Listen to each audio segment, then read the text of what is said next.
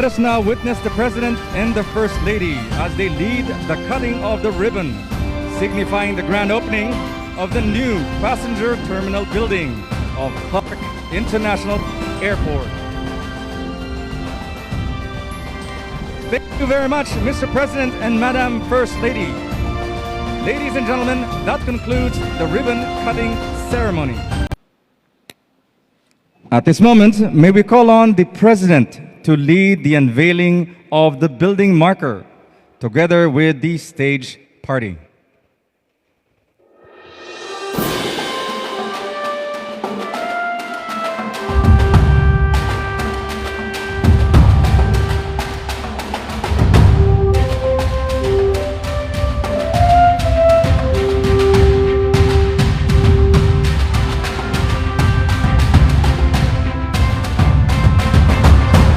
Thank you very much, Mr. President.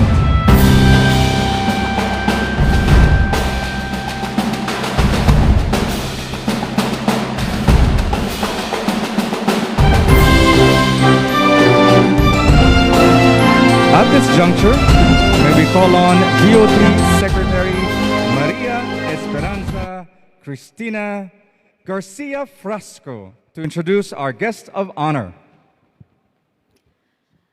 Ladies and gentlemen, it is my distinct honor and privilege to introduce His Excellency Ferdinand Romualdez Marcos Jr., the President of the Republic of the Philippines.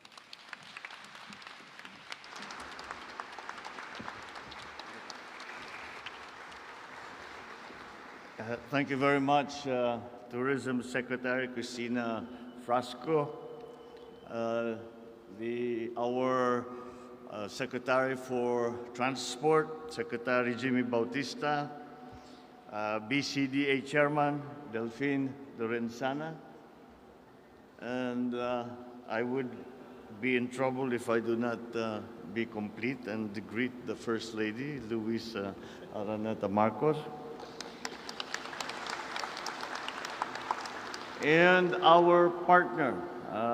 Matagal na po namin siyang kilala at marami po siyang talagang gustong gawin para sa Pilipinas, and this what we opened here, this new terminal, is an embodiment of all of his ideas for our country. LIPAD Director Frederick D. Go, LIPAD Chairman, Frederick Go.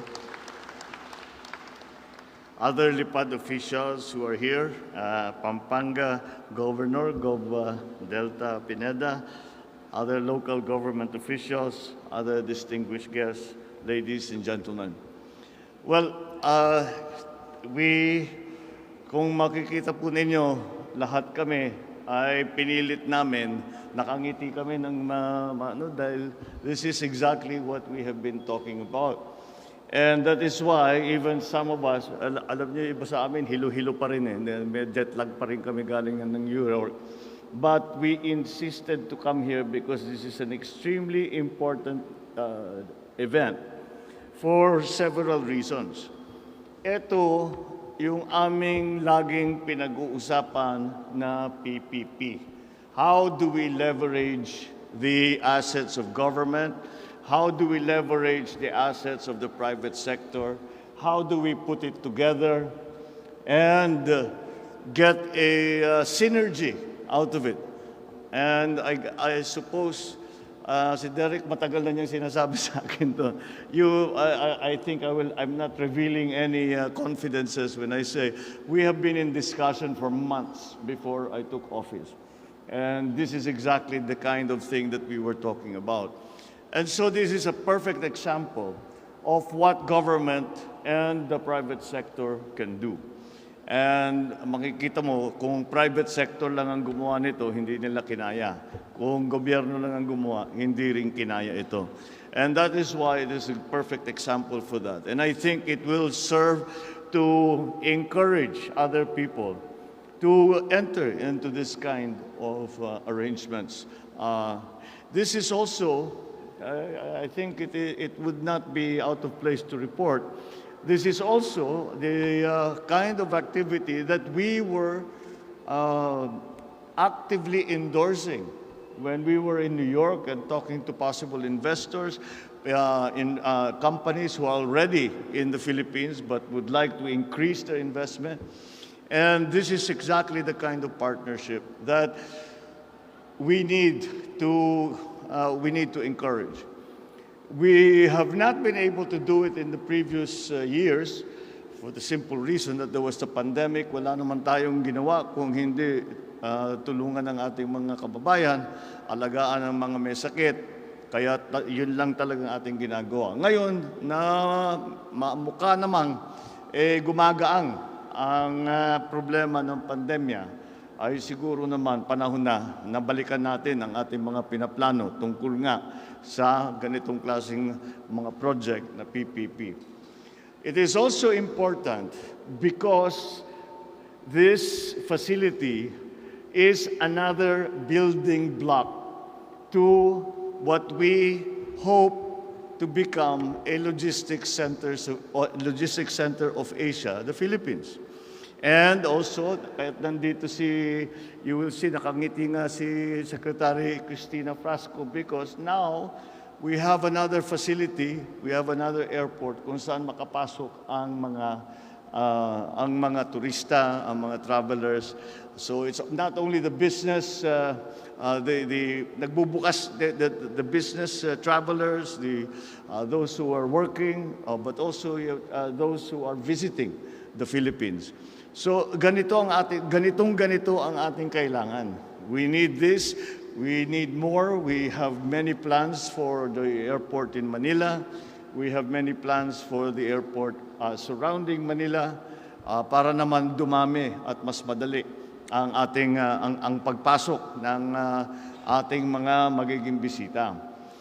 The general idea that Secretary Christina and the Cabinet and I have come to is that habang hindi pa nating naaayos ang airport sa Maynila, habang hindi pa naitatayo at nag-operate yung airport sa Bulacan, hindi pa nag-airport yung airport sa Sangli, ito yung mga proposal ngayon ay kailangan natin buksan ang mga airport sa regional. Huwag nating pinipilit lahat kailangan dumaan na Maynila. So, direct na sa Bohol, direct sa Cebu, marami na talagang direct sa CDO, direct sa Davao na meron na rin. Pero ganon para hindi na kailangan dumaan ng Maynila. Kaya itong ganitong klaseng project is exactly on point when it comes to the plans that we have. And this is also another point that in the reason why we consider today and this ribbon cutting and opening very, very important is that it is, as was mentioned earlier, it is a signal to the world that we are open for business. It is the message that we tried to carry when we were in New York. Outside of the United Nations, we met with many businessmen, mga CEO, heads of corporations. And the idea was to tell them we are willing to change in terms of documentation, procedure, even structure, even legislation, to encourage you to come into the Philippines.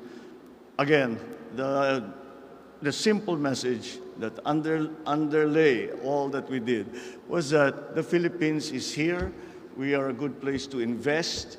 We are probably the most vibrant economy that is in Southeast Asia, and we understand the requirements and the needs of our potential investors, and we will we will do everything so that that partnership becomes to the advantage of both the private sector, the public sector, to the people. And this facility is essentially a very strong signal that yes, indeed, we are open for business. We just opened a new terminal. It is state of the art.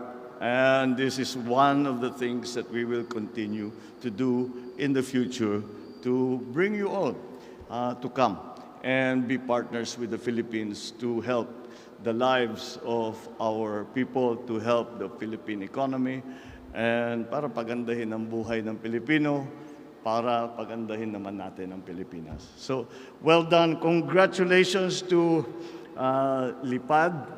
I was teasing Derek, sabi ko, pinilit nyo talaga para yung maging LIPAD, But it worked out very well. And of course, we have to give credit to the government agencies, the local government, BCDA, the Department of Transport, of course, for all that they had done. Before you think I'm taking credit for this project, please disabuse yourself of that notion. Hindi kami ang gumawa nito. Pero kinikilala namin na napakatama itong ginawa nito at napakalaking bagay at napakalaking tulong para sa pag-ahon ng ating ekonomiya. So let us celebrate. It is a good day and let us keep going. We know that this is a good direction for us to take. Let us continue to go down that road and we will see. Dahan-dahan, makikita natin na paganda ng paganda. Thank you very much and good morning.